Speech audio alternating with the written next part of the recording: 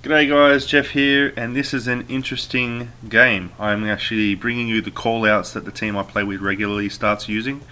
This is for Arica Harbour.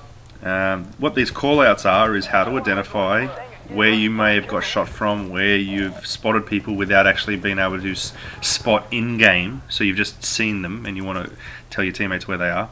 And because it's a team-based game, with mainly team-based objectives, these callouts or establishing something like this is quite critical if you want to do well. I can give you examples on how to use it if we're coming up. So if I see someone run into the little red building here via the main building, I might say white brick, red single, or I might say white brick, first story. And you come up with these callouts to make unique names for each of these areas. These are just some of the ones that we use. We're still getting used to them. We still tweak them every once in a while if something's better. Try not to have more than 3 or 4 syllables per name, 3 being optimal, or even 2 if you could do that.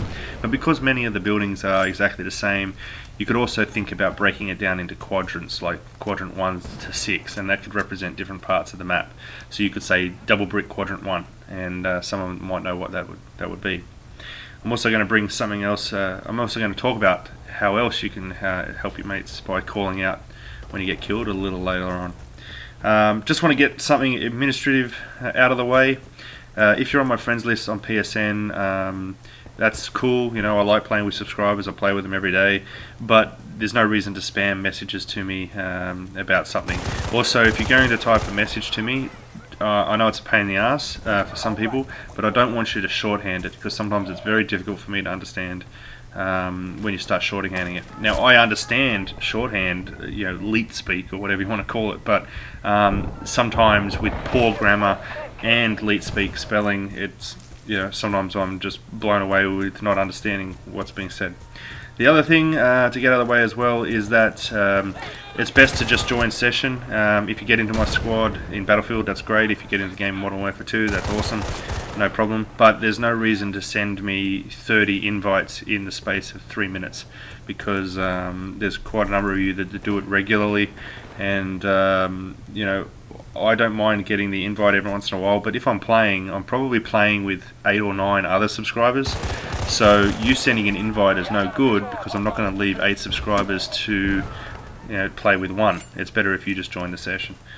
Anyway, now that crap's out of the way, I want to say Gold Glove, awesome, 10,000 subscribers.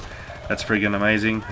You bring a good product to the table, just like I appreciate yours, I appreciate Woody's commentaries.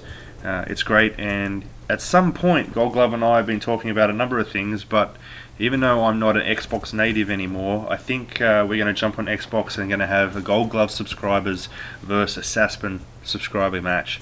So I'm going to get a few of you together, we'll choose the game type and we'll play.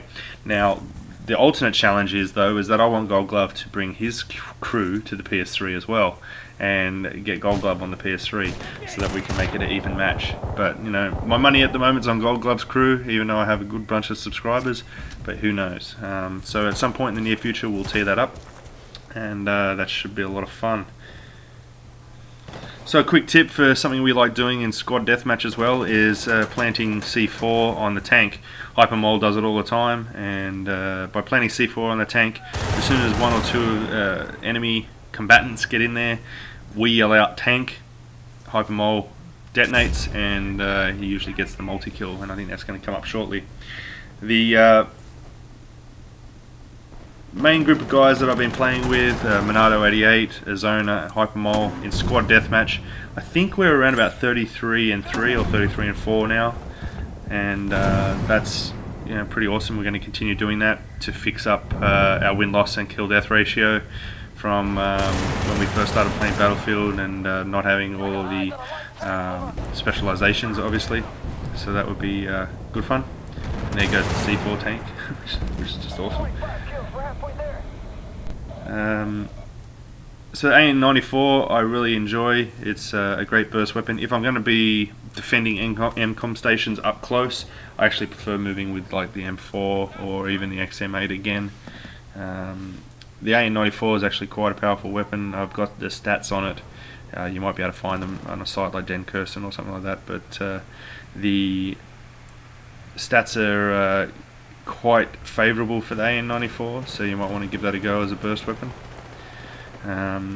If you can get your finger moving quickly, you can actually tap the trigger quite quickly for the multiple bursts. There's no need for anyone using a rapid fire on it. There you go, there's a double triple burst. It's quite efficient. Alright, so with these callouts, just to come back to them, we use them in two ways, and we also not only use them to identify where someone might be, but we also use them as part of the killer cam when you die to tell your teammates where you got killed from and where the person's going. So in that case, when you die, you might then say double green building, engineer, 50% health. And by saying engineer and what health they're at, you know that you might be able to finish them off with a grenade quite easily or whatnot. You know that you can, even if you're not on full health, you might be able to at least take them on. And you also know that if you kill an engineer in the same area, you're more than likely guaranteed that that's the person that you're after. Now, obviously, they could be a mobile spawn, but the person who's died watching the killer cam can see the person spawn back near that, so he could then say, now there's two of the engineers, or there's a medic as well. So by calling out who it is, then once that target's down, your teammate can say they're down, and then that threat's obviously gone. This part of the film, I'm actually just trying to look at the different buildings so I can come up with the call-outs for you guys.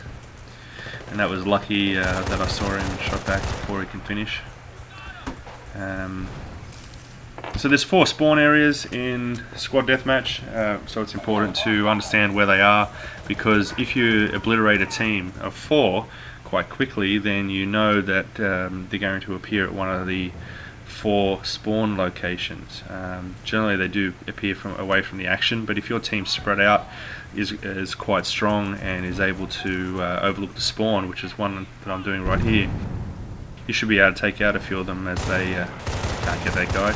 And because I didn't get that guy, I shot too much, that's why I got killed as well. So to give you an example of a call out coming up here, you have to call out tank for where the person's behind the tank or where the tank spawned would be.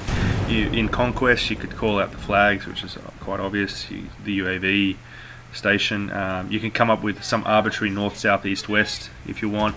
You can break a map down into quadrants. Squad deathmatch can break down into 4 major quadrants or 6 quadrants quite easily. And then you could say something like triple level quadrant 1, and that could represent the construction sites behind me, for instance. So whatever you come up with your crew, it's generally a good thing to come up with something anyway. It will give you an advantage that other people don't think about too often.